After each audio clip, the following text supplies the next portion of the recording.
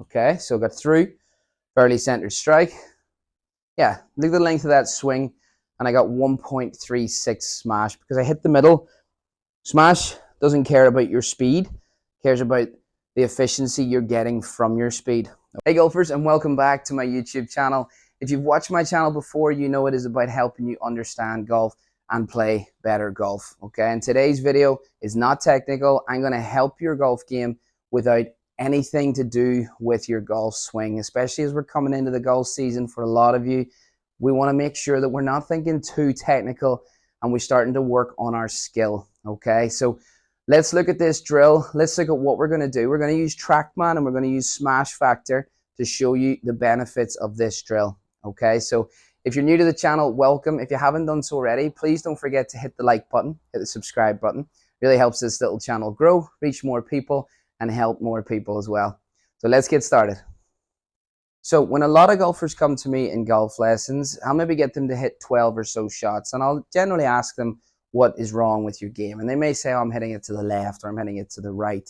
But they'll hit those 12 shots and maybe 3 of them aren't bad strikes and the rest are just not anywhere near the center of the club. Okay, so think about that in terms of your scores. Okay, if you hit every shot, not every shot, I mean, it's golf, we're not going to hit every shot perfect, but if we were consistently hitting near the middle of the club, we're going to get good ball speed, we're going to get decent distance. Yes, it might go a little bit left or right, but we're going to be up by the green and closer to the hole. There's nothing worse than a poor strike that comes up 50 yards short, or even worse, 30 or 40 yards in front of you. Okay, and that all boils down to strike.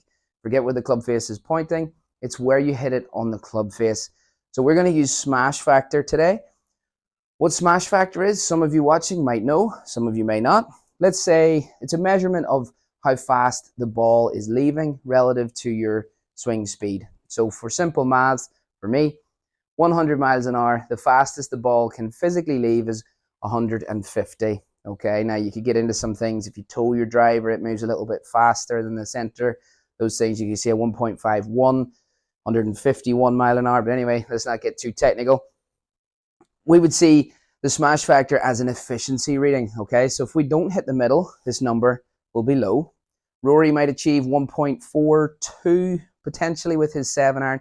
We're not going to get 1.5 out of our irons. We don't have that trampoline effect of a driver. Okay, so let's hit one, see what mine comes out at, and we'll see what my Smash Factor is. The higher the better here. If I can get mid 1.3 something, I'm very happy.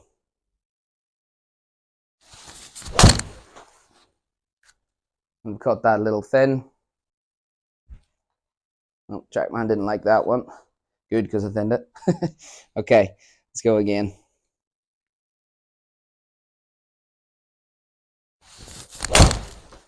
Yeah, that was out of the center. So yeah, 1.37. Okay, so that would be a very good centered strike.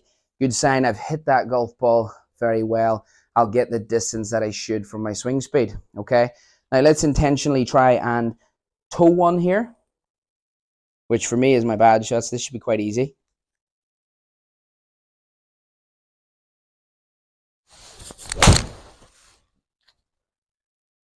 .27 wasn't 1.26, wasn't mad out of the toe.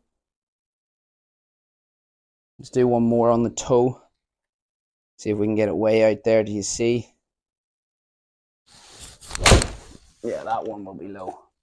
Yeah, 1.19. Okay, so as this strike moved from a good strike, little bit toe and more toe, you've seen this number drop. Okay, so you can start to see now if I expect to get 165 out of this golf club, I'm going to lose. I mean, how far did that go? Let's check and see. Distance. Carry 130. Okay, so I wouldn't care about my direction if I was only achieving 130. If I could hit the middle, I can worry about my direction after that. Okay, and because we're here, we'll try a heel strike. The hard one for me, because I spend most of my time on the toe. So we'll try a heel. I've actually hit that right over the center. 131. Okay, so If we don't catch the middle of the club, we're going to get a lower smash. So we're getting lower ball speed, less distance. So let's get into our drill. As I said, if somebody could just commit to this for 2 or 3 weeks, the little system I'm about to show you, I can guarantee you, you will find the middle of the club face so much more, reach your target, and then I actually have a video coming on directional control. So if we can get our strike first, we can then start thinking about shrinking in and narrowing in the miss. So let's get started with that. Okay, as I said, very simple drill. We're not messing with your golf swing here. We're messing with your skill, okay? I get a lot of people in golf who come to me with lovely golf swings and hardly get the golf ball off the end of the bay because they don't have the skill or the awareness to manipulate this thing and put it where it needs to be. On the flip side, you've probably played with people like this who have swings which are, I think David Faraday called it like an octopus falling from a tree. Thought that was quite good. And they hit the ball great, straight, play really well. High skill level, low technical. The other guy, good technique, poor skills. So I've never met anybody that's too skillful, all right? So this will help with that. 2 golf balls, and obviously the golf ball in the center that we're going to hit. We put the ball in the middle, as we would in our setup. We take 1 ball, and we place it on the toe, and 1 on the heel, essentially creating a gate. If you are on a golf course, you can use tee pegs. If you're on grass, put your middle ball on a little tee, so you don't have to keep moving the tees. Just clip it off a small tee, like a par 3. In here, put 1 tee vertical and the other at a slight angle of the shaft, okay? So this can work on mats or on the golf course off grass, okay? So what do? We've established our gate, right? Now, and this is a good test for me, okay, because I do get towards the toe. I do this a lot. See Tommy Fleetwood doing a similar drill where he has the yoga block there. I'll pull that up on screen. But here, my biggest worry would be that I hit this inside one. So I'm going to start, set up, little hip high to hip high swings, making sure that I get through there. I'm having to really concentrate here. Through. And through, okay? So I've done 3 there, hip high to hip high, and I go, okay, I didn't hit them. If I hit this inside one, based on where the golf ball would be, I would have hit the toe of my club, and if I hit the outside, I would have hit the heel, okay? So I've done 3 swings, hip high to hip high. I'm pretty confident I got through there. Now I'm going to make it a little bit more challenging, so we're scaling this in terms of difficulty. We're going to put a ball in there, and we're going to try the same length swing, little back and through. Okay, so got through, fairly centered strike. Yeah, look at the length of that swing, and I got 1.36 smash because I hit the middle. Smash doesn't care about your speed, cares about the efficiency you're getting from your speed, okay? So that was really good. Now I would stand and do 3 of those and go, okay, happy with that. So we've had no ball, 3 swings, 3 swings hip high. Then I would start to build it up into more of a half swing. Is where it starts to get a little more challenging. And if you do hit the ball, do not worry, because you can always start over.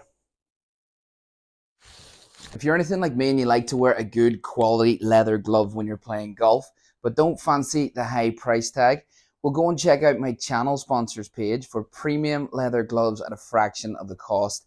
Use code David at checkout and you'll save yourself a nice little bit of cash as well. That way. Yeah, 1.32, nice strike. Okay, so I'm training myself to get through. You'll want to see me do the full one in a minute. You see these balls flying everywhere, TrackMan and everything getting hit, but really, really good drill. Please do this. I know already this video will not get the reach that it does if I talk about something else, but this is something that will really, really help you. I can promise you that, okay? Now, we always want to simulate a little bit of pressure. So if you've done your 3 practice swings, missed it, 3 half or hip high to hip high swings, missed the balls, and when you go to halfway back, you hit one of them, start over, go back, simulate pressure, because you're not going to want to start over again. Kind of that old thing with Tiger hitting 100 putts from 3 foot before he could go home. Now, I appreciate you probably have jobs, wives and kids to go home to, and you can't stand here doing this all day. But simulate that pressure, because it's quite good, because I'm on YouTube here, obviously, as you know, and if I'm doing this by myself, there's really no pressure. You guys are giving me a little bit of pressure because I don't want to mess this up in front of you. So, okay, so let's try the hard one, and we'll skip it up to the top again, into here, full swing. Again, I'm not thinking swing, I'm just thinking challenge through the middle.